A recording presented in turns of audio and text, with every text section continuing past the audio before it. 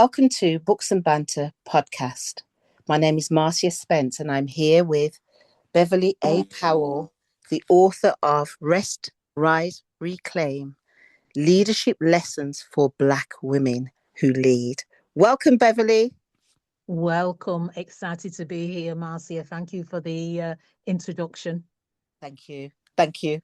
Beverley Powell, what have you done? This book, my goodness, it's this book for me, it just reiterates so many of my own sentiments in being a Black woman leader, particularly working in, statutory and corporate environments. Yes. As well as what I love also are your reflections on your own life from childhood. And I relate to so many of the themes of being the eldest daughter and you end up doing all the jobs.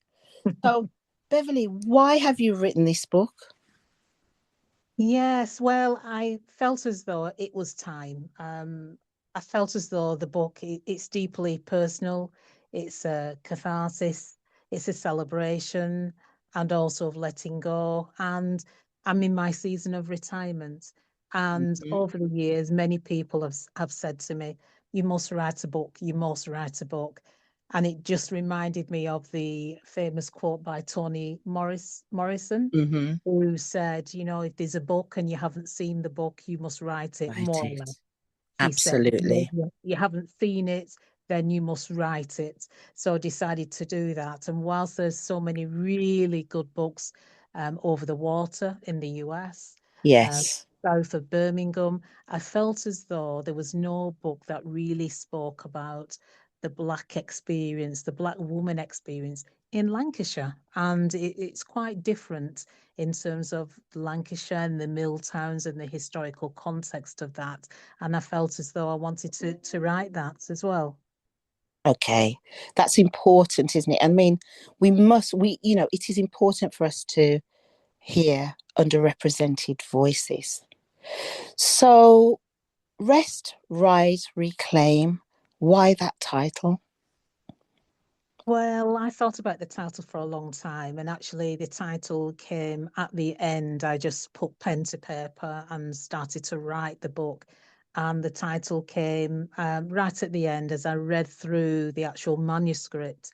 And I Mm-hmm. felt as though it was something about me resting. Yeah. And having rested, I felt I wanted to rise, rewrite my own narrative, reclaim myself. So I Yeah. felt the rise and reclaim were words that kept coming up time and time again for me once I'd read the book. So I just thought I'll make it short and punchy, rest, Mm-hmm. rise, and reclaim. So this is a Brilliant. season where I believe I'm reclaiming myself. And as part of that, I'd also undertaken some research with Black women to Mm-hmm. find out where they are in terms of, there's a chapter there on health and well-being and menopause and in the workplace. So I felt there was something about recognizing and acknowledging that, because the research tells us that there are, whilst there are similar um, health challenges for women, all women who go through the menopause, there are Yes. particular ones for Black women, and that is linked to systemic institutional discrimination and the challenges and policy development which aren't Okay. necessarily identified for the Black woman. Okay. Thank you. So, Beverley, just tell me a bit more about you, about your life, your career. Yes, well, my origins are from Clarendon in Jamaica, the same place as Mm-hmm. Diane Abbott. So we are Yeah. the town from country, as many would Mm-hmm. say, in Jamaica. My family arrived here in the late 50s and we arrived in Lancashire. It's now classed as Greater Manchester, and I Okay. was raised there shortly after my mother and father divorced. So my mother raised three of us single-handedly. So she was the matriarch of the family. So I Yes. watched how she worked and her work ethic. And as a proud woman, And I guess I got a lot from seeing my mother, how she worked, how she toiled, Mm-hmm.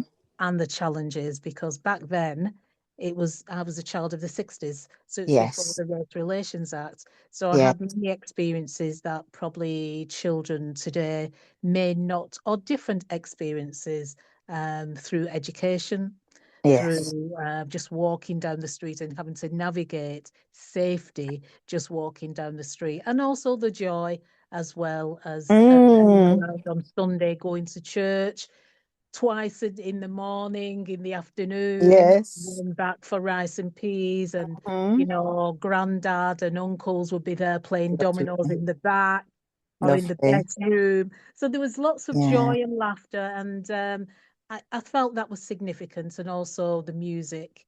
So, I Beverly, grew- there were some key points that I read in your book around the joy. And one of them was the ladies sitting together talking.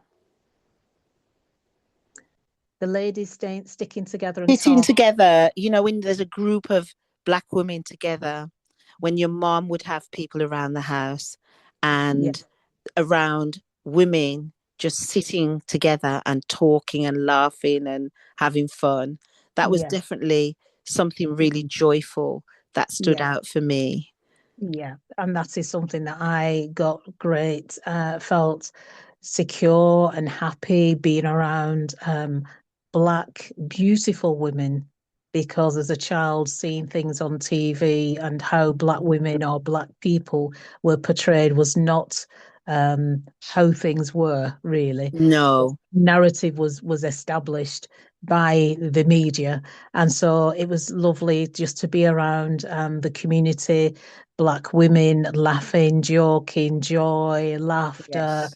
cooking, and I felt really my cup was filled by being around such black women. And this is why I think throughout my career, I have always been very keen to ensure this community.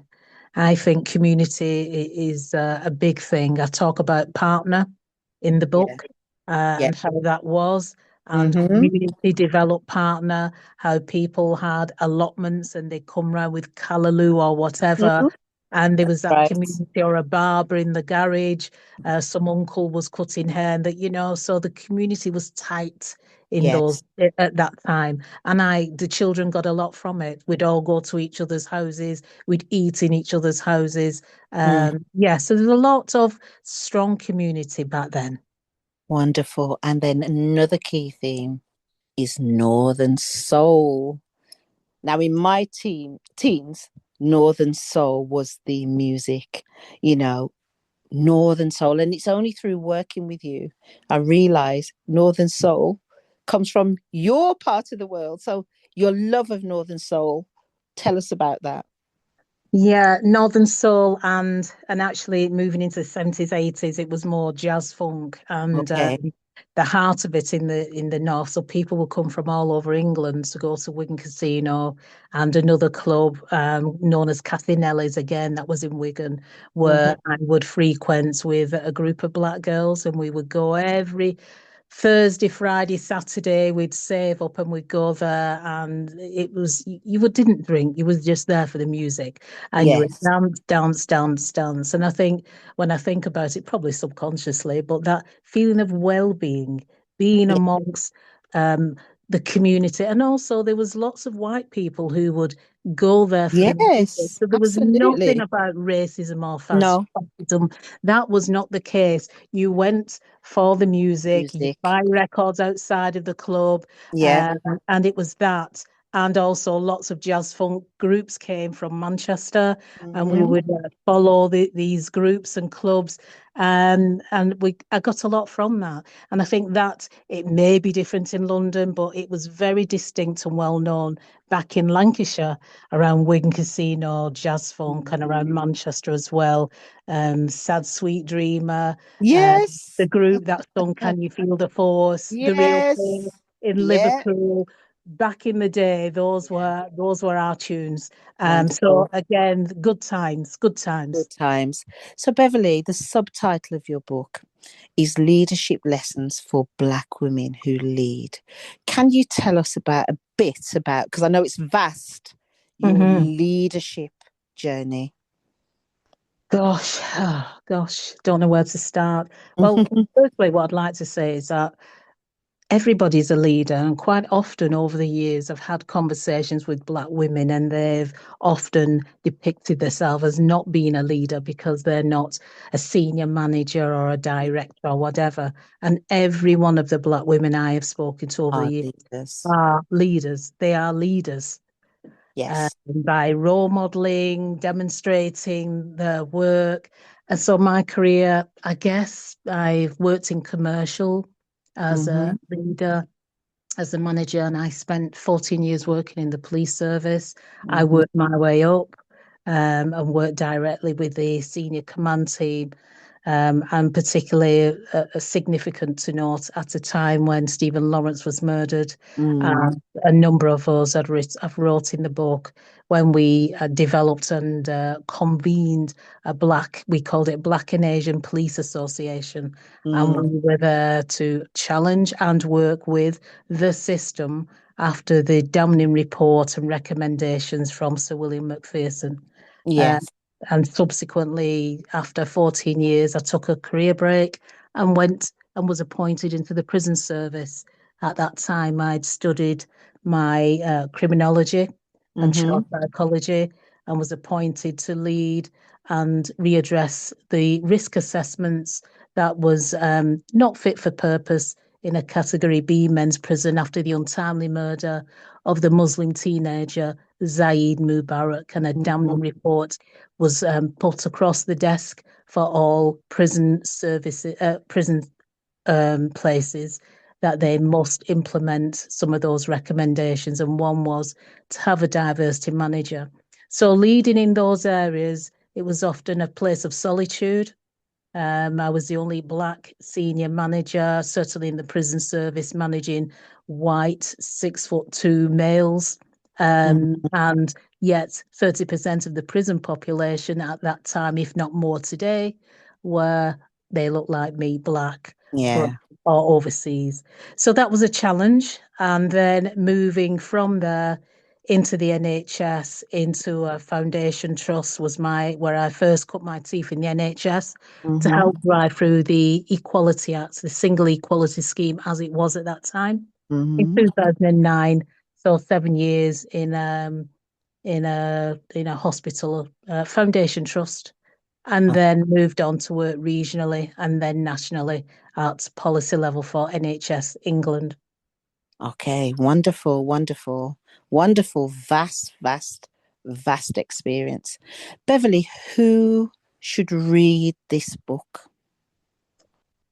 This book is aimed at the teenager, the Black teenager or teenager of color who is looking to find their career, Mm-hmm. because my career is not a traditional career. I didn't have the privilege of going straight into university. So, what I want to highlight here is that if you didn't go to university straight away, it doesn't mean do not write yourself off. There are Yeah. opportunities and there are ways you can get around that, as I believe that I have done. It's also aimed at the white coach, Mm-hmm. those who are coaching people who are not like them, of the same protected characteristic, and also the managers who Yes. are managing diverse groups and may not be aware. So, whilst my story is my story, do not forget that it is unique. Um, I think it's Shimanda Edoshi talks about the Mm-hmm. danger of the single story. Mm. Never think that one Black person, we are all homogenous, we're all the That's right. same. Not. So let us not forget that. But I do think it's aimed at quite a few people, but mainly it is for our Black women, because I put some case studies in, some actions. I have also inserted into the book leadership lessons and things that I have learnt. So hopefully they could read that and probably learn from that, from my own lessons, harsh lessons, good lessons. that might help them along their way. Beverley, thank you so much. That was wonderful. Thank you Wonderful. very Thank much. you. Thank you.